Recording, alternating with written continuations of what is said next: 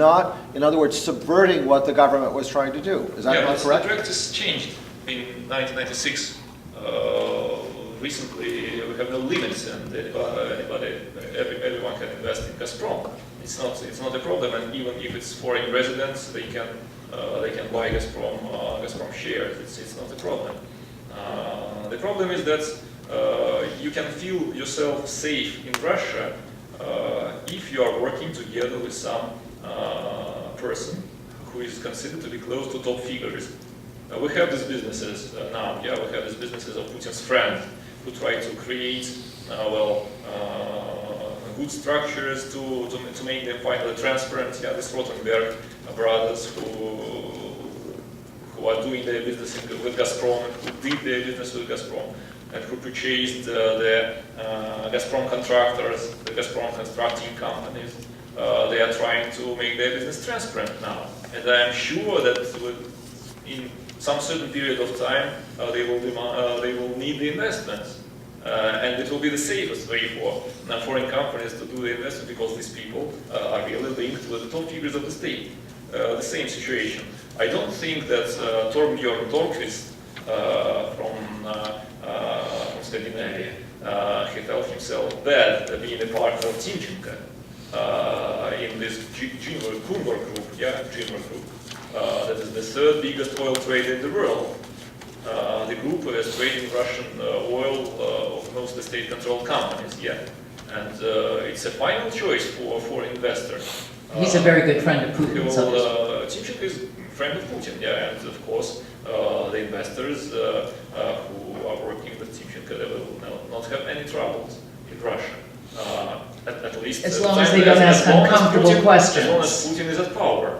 The other situation, you told about Russian oligarchs that never invested real money, that took the companies from the state. You see, I suppose that youngster capitalism happened in this or that way in any country, but just many years ago. You have the same situation in Russia. We have no experience of democracy for many years. We have no experience of any alternative ways, and all the democracy started just several years ago.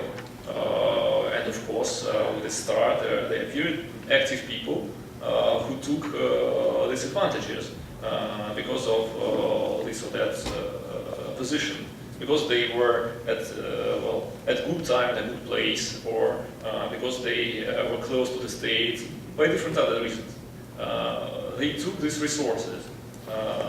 They started these businesses, but as I can see, some of them, they really developed these businesses. We can take this Novorossiysk seaport, that is now owned by the families of two businessmen. One of them is the parliamentary member of Russia. They really created something serious from this project. It was nothing, it was ruin, but they found the opportunity to invest a lot of money in this, though I know that they have a lot of sins in their past. And of course they're afraid of the state, that state will start any criminal case. They not long time ago, it was last year, they started IPO, and they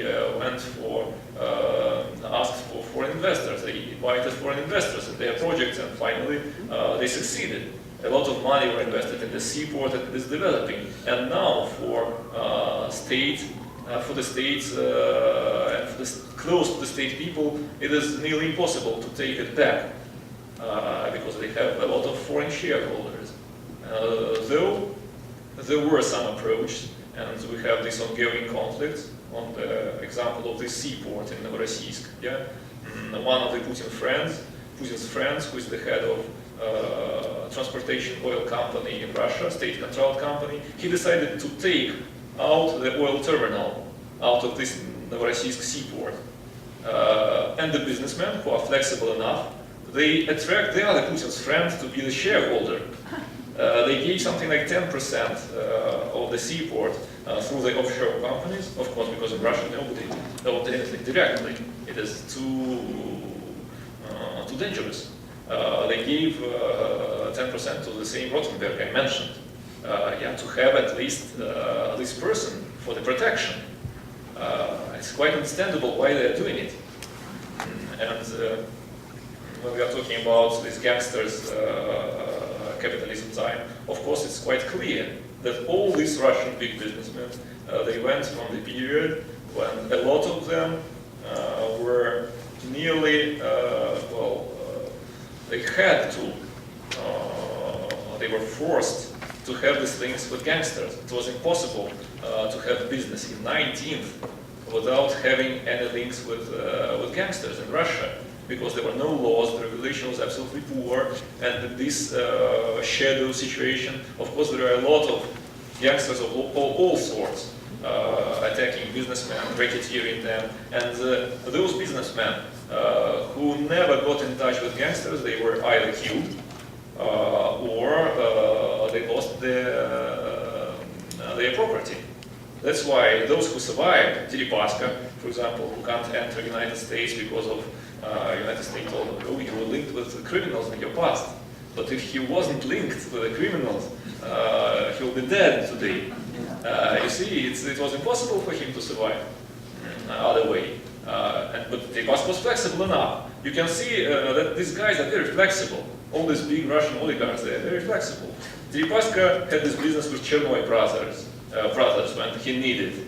He had business with different other controversial figures when he needed it. But when the time changed and he felt that special services, law enforcement became more strong because Putin came at power, he easily switched off from Chernoy brothers. He separated from them. He had a conflict with them.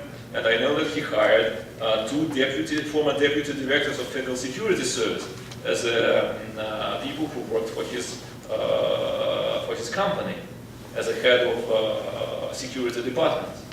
At least two deputy security service deputy directors, the generals. One of them, after he worked for Deripaska, returned to the Federal Security Service and worked there as a deputy director for a long time. So it showed that the guy is absolutely, absolutely active to save his business by this or that way. He's just finding the ways how to do it. By the way, Russian State Duma, Russian Parliament is filled by businessmen. And all these businessmen are members of pro-Kremlin United Russia Party. Why it is so? Do you think that they really believe in what they are doing? Most of them are laughing about what is done in State Duma, but it's the only way for them to get a protection from law enforcement sometimes.